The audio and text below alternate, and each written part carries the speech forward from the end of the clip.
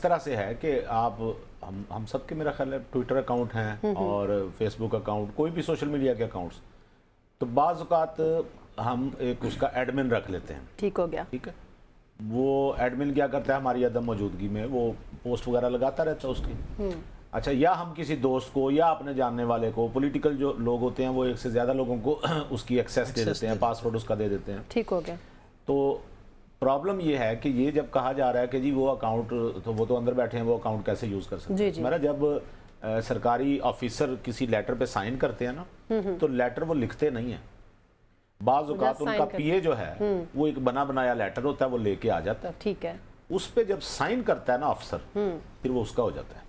बिल्कुल। फिर वो सारी इबारत, वो जो सारी तहरीर है वो उसी के खाते पड़ती है कि ये आप ही ने लिखा है, क्योंकि साइन आपके हैं। जी जी। तो जिस अकाउंट से शेयर हुआ हो, या तो आप ये कहें कि मेरा अकाउंट हैक हो गया, या आप ये कहें कि जी मैं ये एक्सेस फलाने के पास थी, उनसे पूछें। असल में एक्सेस किसी अहम बंदे के पास है।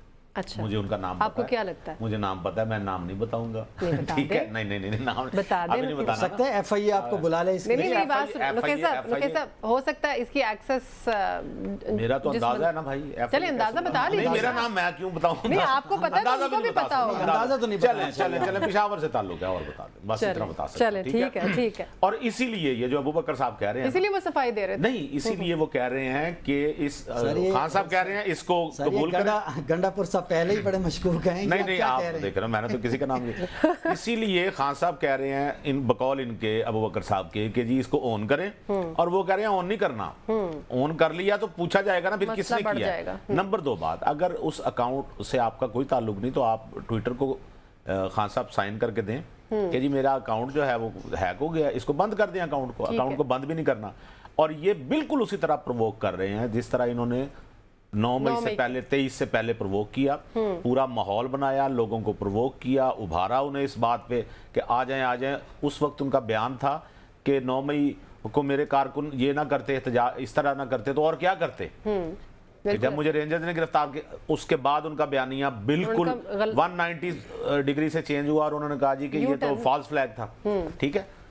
तीसरी बात, रऊफ हसन साहब ने कहा जी कि मैंने हमीदुर रहमान रिपोर्ट पढ़ी है, कमीशन रिपोर्ट, और उसमें तो जिक्र है कि ये वो बेसिकली अकाउंट पे जो कुछ शेयर हुआ है उसकी हिमायत कर रहे हैं। और जरा जुमले मुलाजा फरमाइए, जरा गौर करें, बारीक बात नोट करें कि उसमें तो मैंने ये भी पढ़ा है, कई जगह पे लिखा हुआ है कि जी फौज बड़ी बहादुरी से लड़ी, लेकिन याहिया खान की वजह से हम हार गए। ठीक है, ये क्या इशारा कर रहे हैं वो, क्या इशारा कर रहे हैं वो, समझ रही हैं आप? जी जी, बिल्कुल। वो ये बताना चाह रहे हैं कि फौज और बाकी जो ये फिर रखना डालने की एक कोशिश कर रहे हैं। बिल्कुल सही। जिस तरह 9 मई को इन्होंने ये रखना फौज के अंदर, फौज बड़ी डिसिप्लिन्ड इदारा है। और एक बात याद रखिएगा, इस किस्म के मामला इतना वो फौज का जो सिपाही से लेकर जो आला अफसरान तक हैं, वो सारे के सारे उस डिसिप्लिन के पाबंद हैं। एग्जैक्टली। वो ये नहीं हो सकता कि इस किस्म के कोई सियासतदान उठे और फौज में तफरीक पैदा करके और ये सोच ले कि अब वो जो है ना आधे मेरे हो गए आधे उनके हो गए। ऐसा नहीं हो सकता। फौज के कमांडर्स मौजूद हैं, एस्टैब्लिशमेंट मौजूद है फौज के आला अफसरान मौजूद है, और ये पूरा एक